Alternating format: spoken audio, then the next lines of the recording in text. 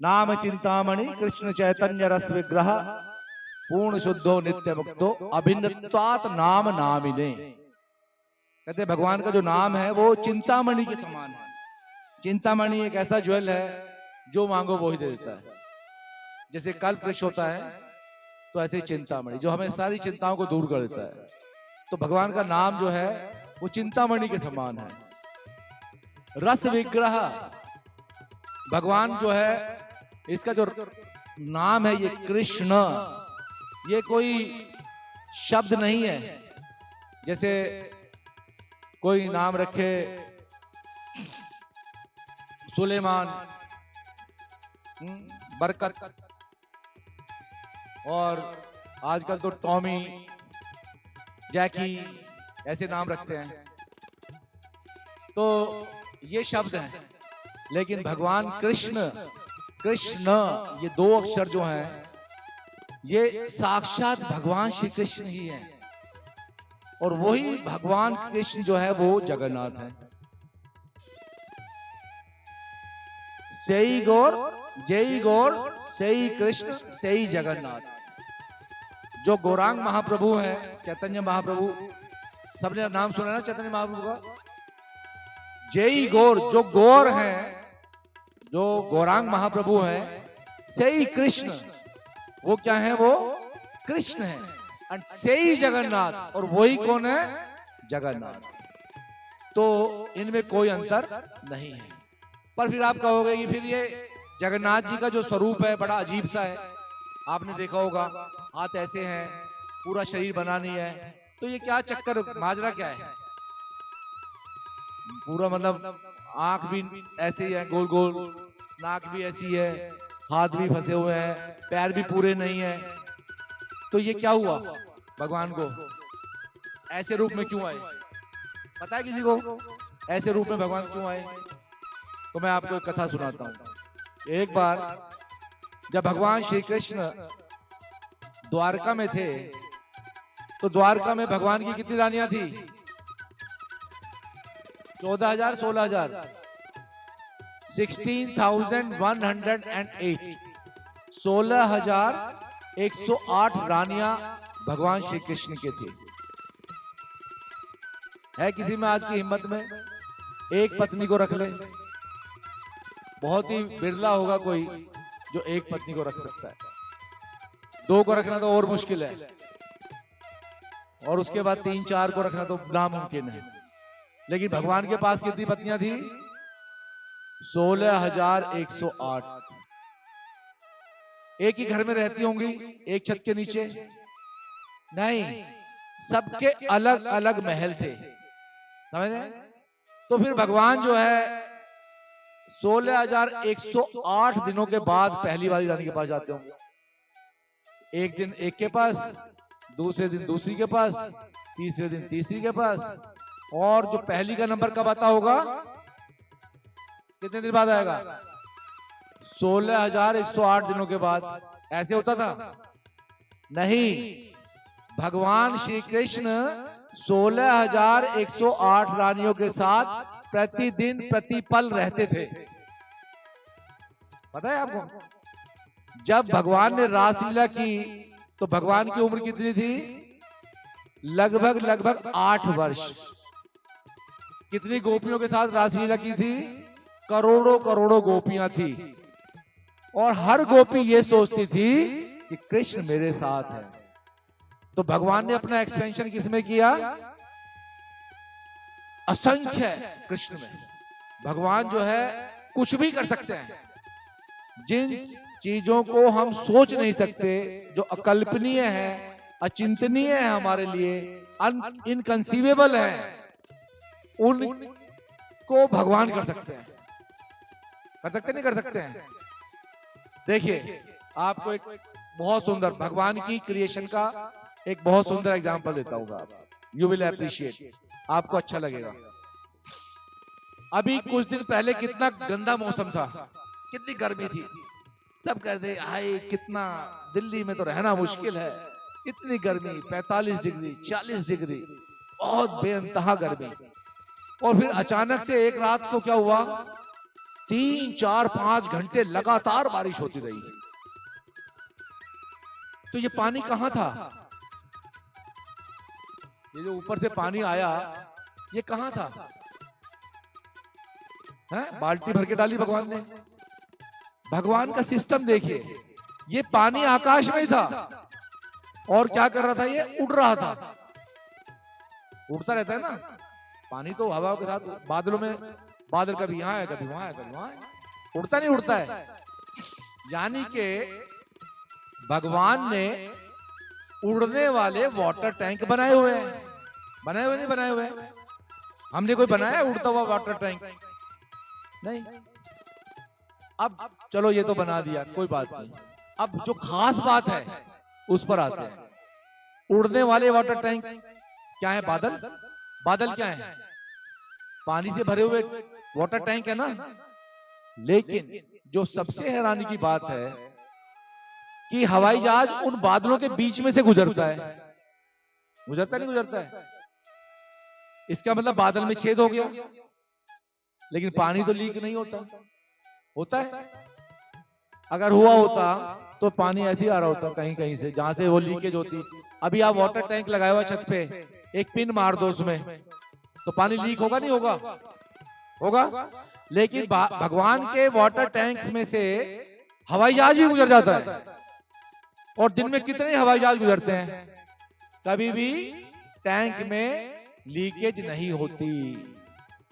Leakage कब होती है? भगवान की मर्जी से, जब भगवान चाहते हैं। तो इतनी गर्मी के बाद जो है अचानक से लगातार बारिश हो गई, पानी पानी भर गया। तो कितना पानी था हवा में, कितना पानी था बादलों में, ये कितनी बड़ी बात है। ये चमत्कार कौन कर सकता है?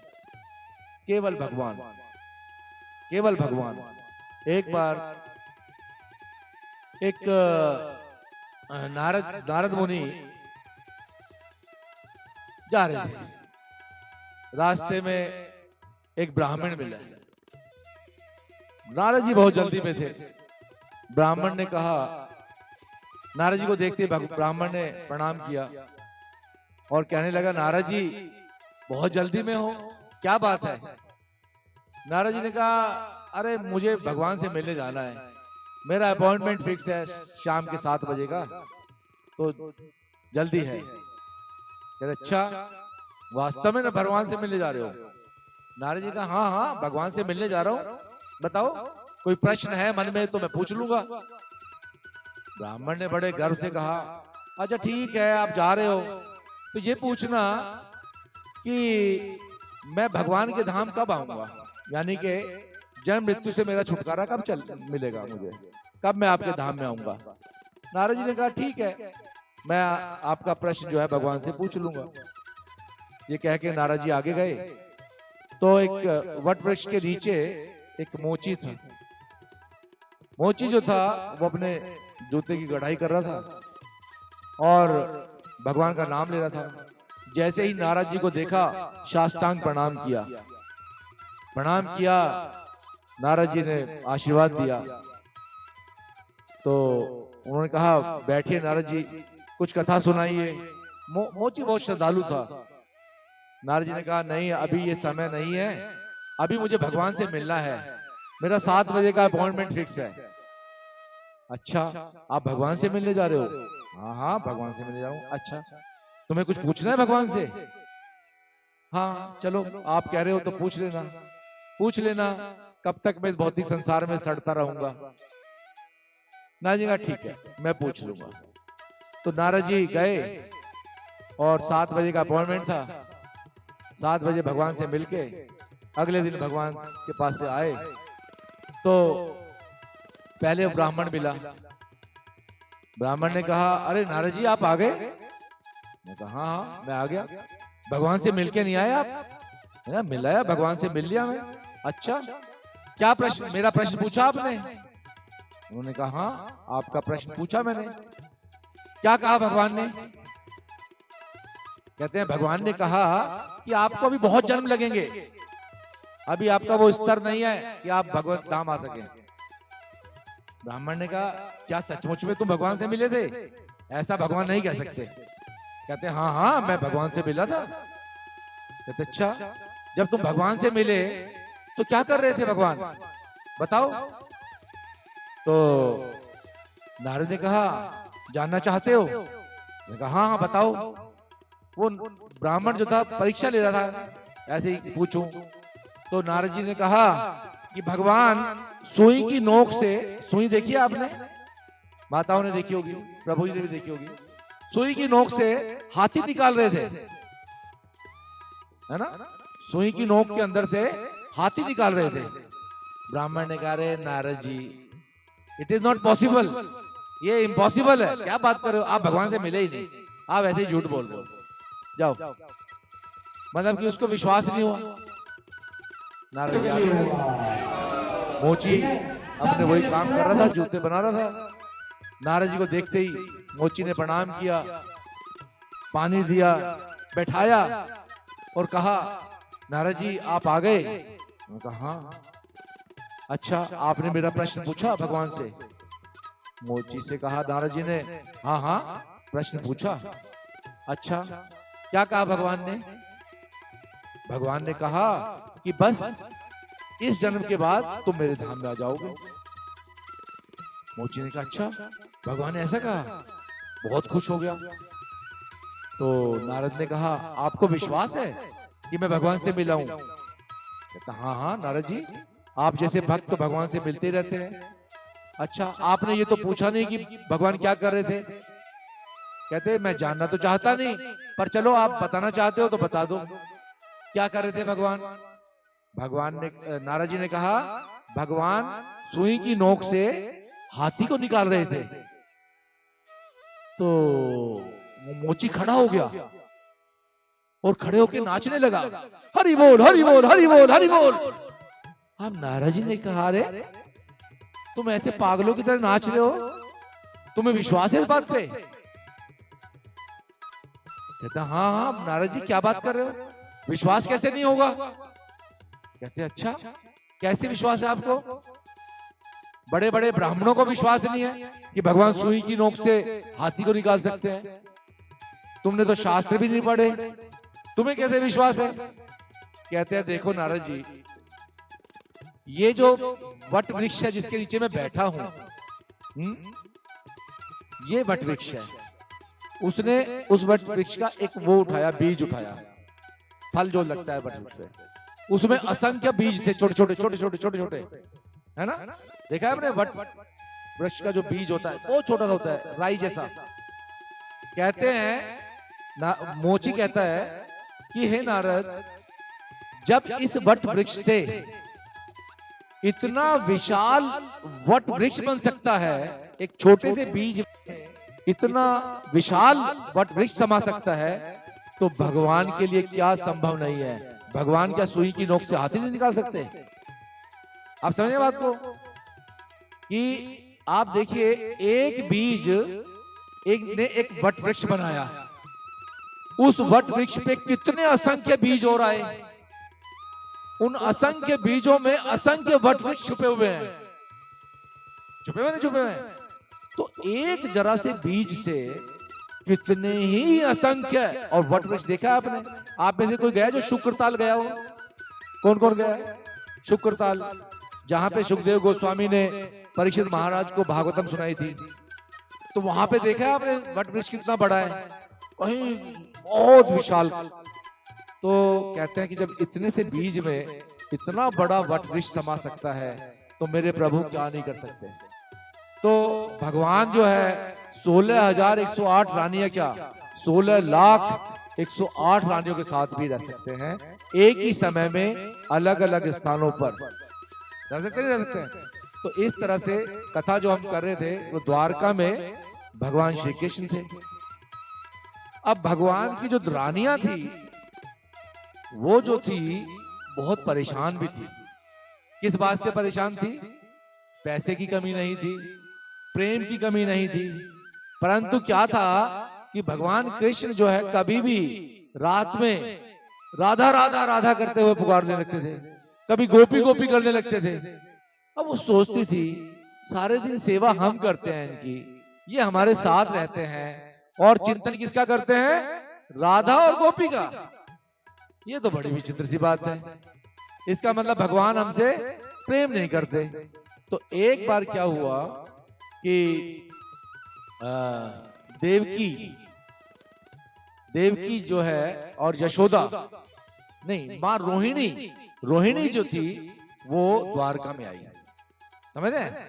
रोहिणी कौन है बताओ? बलराम जी की भैया। और कृष्ण और बलराम जो थे उन्होंने बचपन साथ गुजारा था।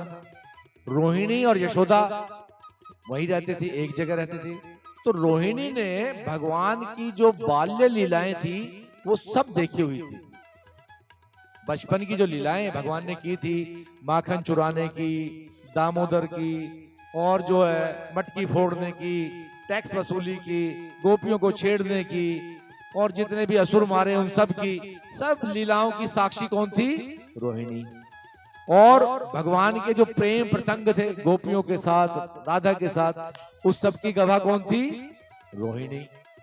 तो जब रोहिणी जी वहां आई द्वारका में, तो सारी रानियों ने रोहिणी को घेर लिया और कहने लगी कि आज आप इस रहस्य का खुलासा करो कि अभी भी जो है ये बचपन में की गई लीलाएं क्या थी ऐसी कि अभी भी रात को राधा राधा गोपी गोपी कह के उठ जाते हैं, है ना? तो आप हमें बताओ। तो मां रोहिणी ने कहा कि देखो, वो लीलाएं साधारण लीलाएं नहीं है। जो भी व्यक्ति इसको सुनेगा वो क्या हो जाएगा? वो एक्सटेसी में आ जाता है। एक्सटेसी मतलब समझते हैं आप लोग? भावावेश में आ जाएगा।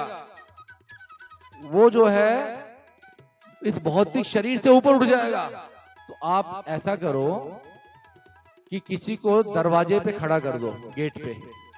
क्योंकि अगर कृष्ण और बलराम ने बचपन की लीलाएं सुन ली तो फिर आप और मैं भगवान को द्वारका में नहीं रोक पाएंगे। ये सीधे कहां चले जाएंगे? ये भाग जाएंगे वृंदावन में। ठीक है? तो ये राजा वाजा भूल जाएंगे, राजा हैं, और ये कहां भाग जाएंगे? इनको याद आ जाएगी, भावावेश में आ जाएंगे, उन्माद हो जाएगा। तो कहने का ठीक है। तो क्या हुआ कि सुभद्रा को कहा कि तुम जो है गेट पे खड़ी हो जाओ। जो सभागार था जहां पे सारी रानियां बैठी हुई थी और रोहिणी माता उनको भगवान की लीलाओं के बारे में सुनाने जा रही थी, तो सब ने क्या किया? कहा सुभद्रा से कि तुम जो है गेट पे पहरा दो। जैसे ही कृष्ण और बलराम आए तुरंत जो है दरवाजा खटखटा देना और हमें बता देना ताकि हम रुक जाएं। ऐसा ना हो कि ये सुन ले कृष्ण बलराम और फिर सीधे कहां भाग जाएंगे? वृंदावन में। फिर हमारी कोई गारंटी नहीं है। समझ रहे बात? तो सुभद्रा ने कहा ठीक है, मैं पहरा दूंगी। जैसे ही कृष्ण बलराम आएंगे मैं आपको बता दूंगी। ठीक है? तो जैसे ही रोहिणी माता ने भगवान श्री कृष्ण की उन बाल्य लीलाओं का वर्णन शुरू किया और बताया कि कृष्ण और गोपियों का प्रेम, कृष्ण और राधा का प्रेम कितना शुद्ध है, कितना पवित्र है, कितना इंटीमेट है।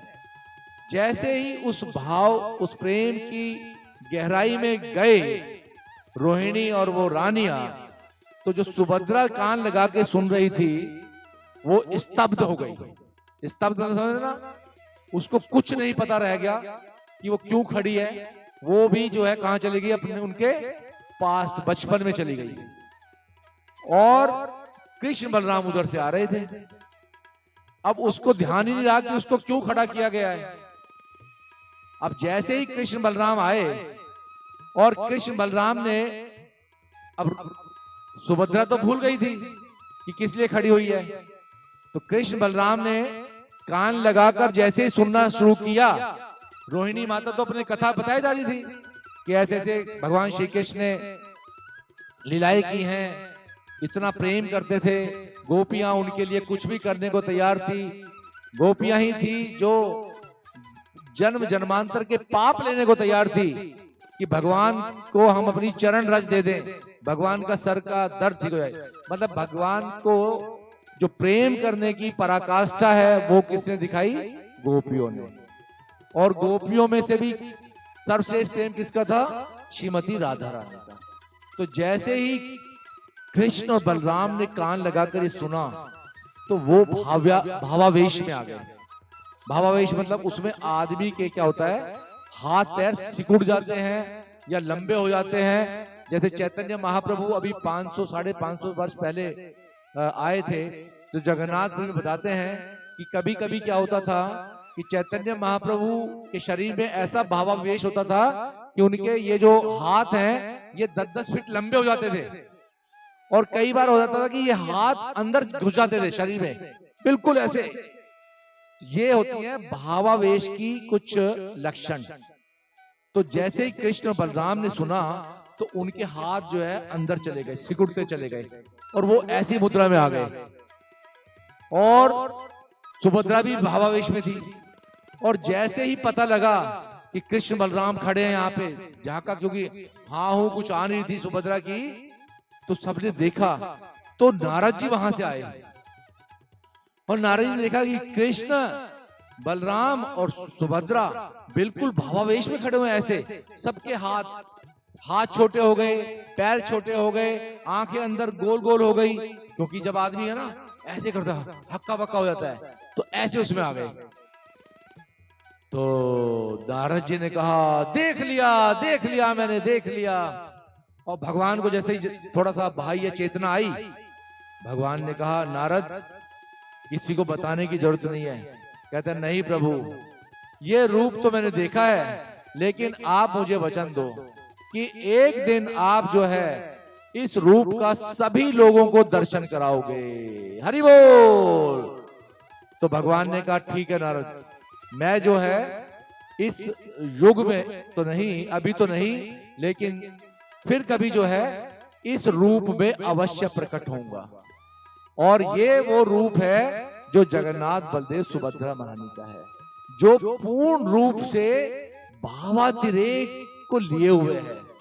जब भगवान श्री कृष्ण भावावेश में होते हैं, यानी जब उनका प्रेम राधा और गोपियों के लिए पराकाष्ठा पे होता है, तो भगवान फिर इस रूप में आते हैं। तो ये जो रूप है भगवान का, जगन्नाथ बलदेव और सुभद्रा का, ये कोई साधारण रूप नहीं है।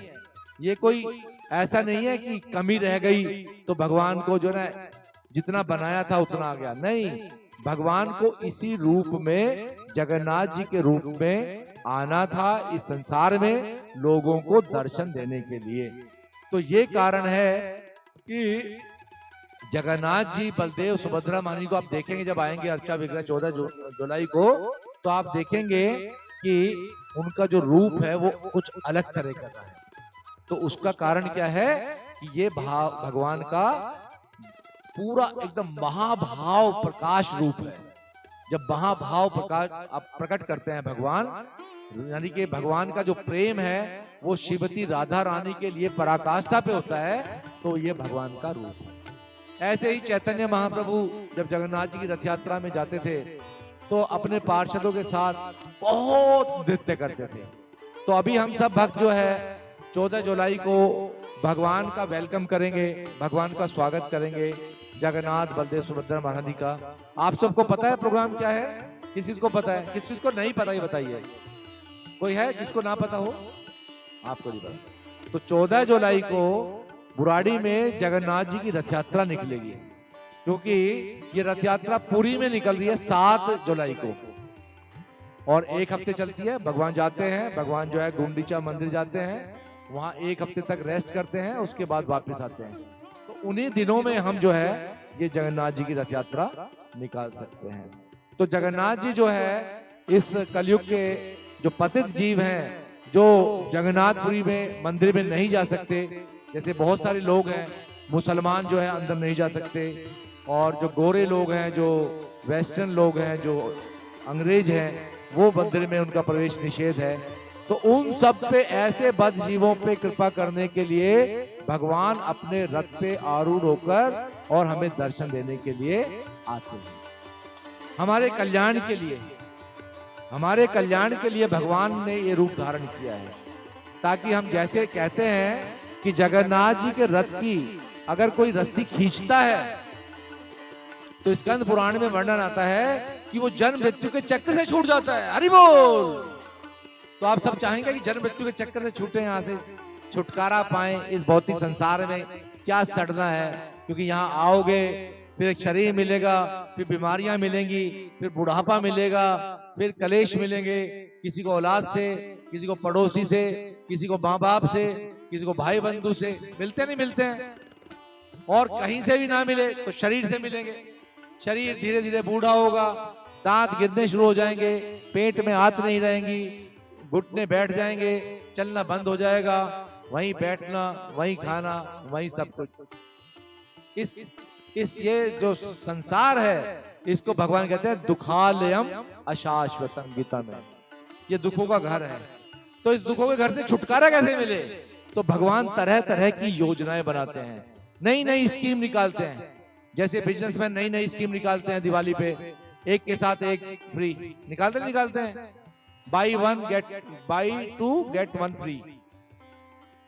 तो आप जो है जगन्नाथ बलदेव सुभद्रा महारानी के अगर रस्सी को भी खींच लेंगे, है ना, रथ की रस्सी को खींच लेंगे और उनके दर्शन करेंगे, उनके सामने नृत्य करेंगे, उनके सामने कीर्तन करेंगे, तो आपका इस भौतिक संसार से छुटकारा निश्चित है, ये कंफर्म है। समझे?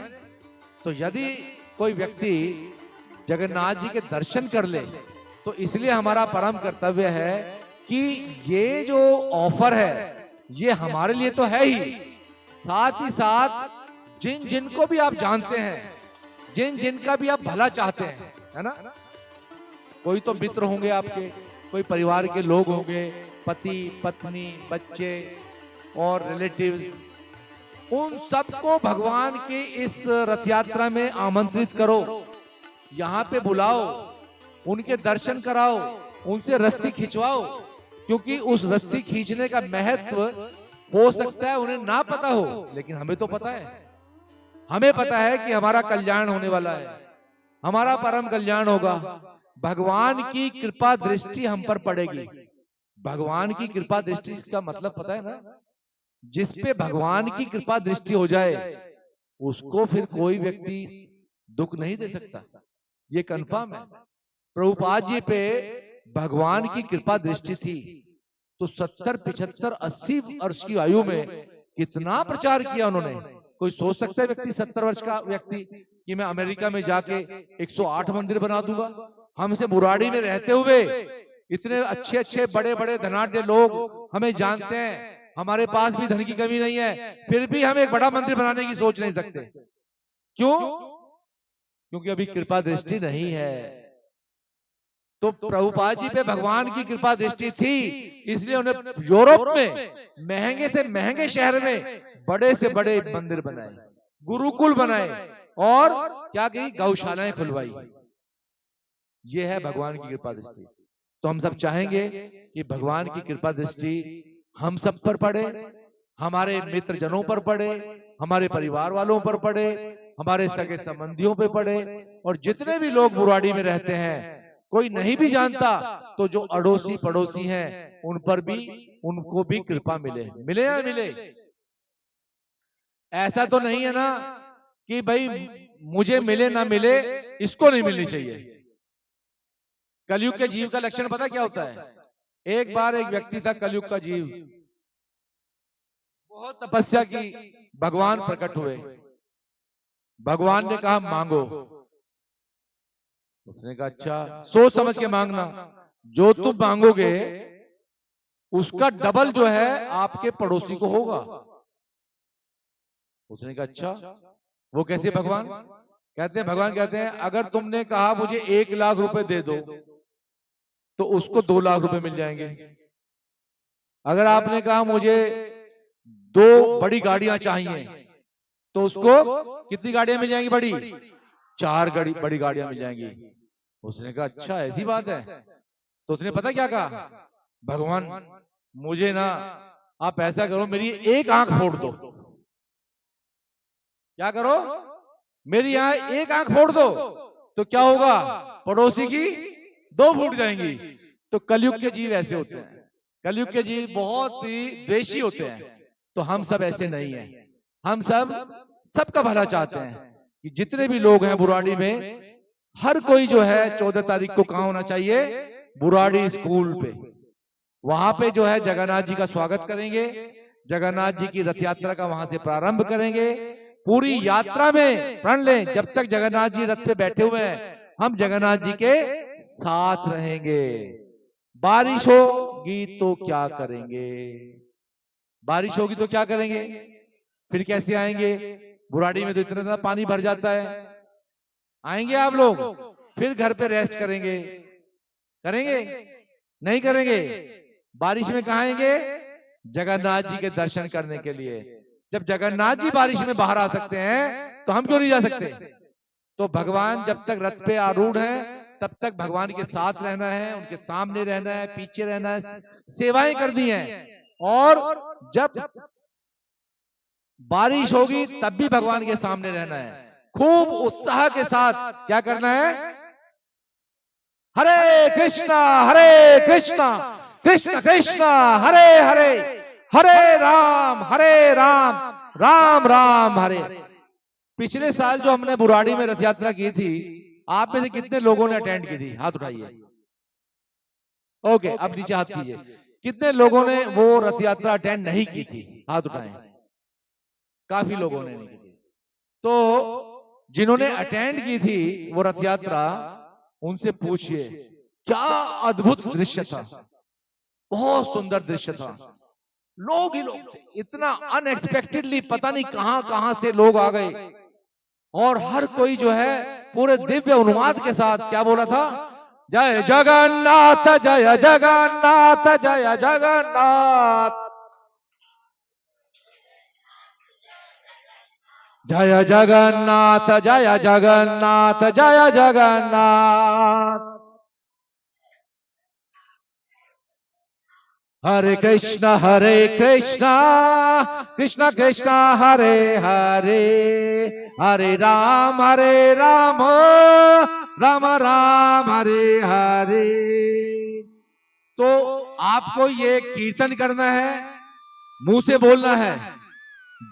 यमराज कहते हैं कि जिसकी जीवा पे ये हरि नाम आ जाएगा उसको लेने के लिए मैं नहीं जाता, जिसका सर विष्णु के चरणों में झुक जाएगा उसको लेने के लिए मैं नहीं जाता, जो एक बार भी भगवान का नाम पुकार लेगा उसके पास मैं नहीं जाता।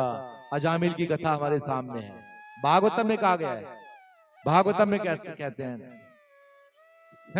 तो हम जो है हम हरि नाम लेंगे, नित्य करेंगे, बार बार झुककर जो है जगन्नाथ जी को प्रणाम करेंगे। हो सकता है दंडवत प्रणाम करें, पांचांग प्रणाम करें, और जगन्नाथ जी की सेवा करेंगे। सेवा कैसे कर सकते हैं, भगवान जी पे फूल फेंक कर, भक्तों पर फूल अर्पित करें। ठीक है, आपका घर अगर सड़क पे रूट पे है कहीं, तो आप ऊपर से पुष्प वृष्टि कर सकते हैं भगवान जी पे। अगर नहीं है तो अपने साथ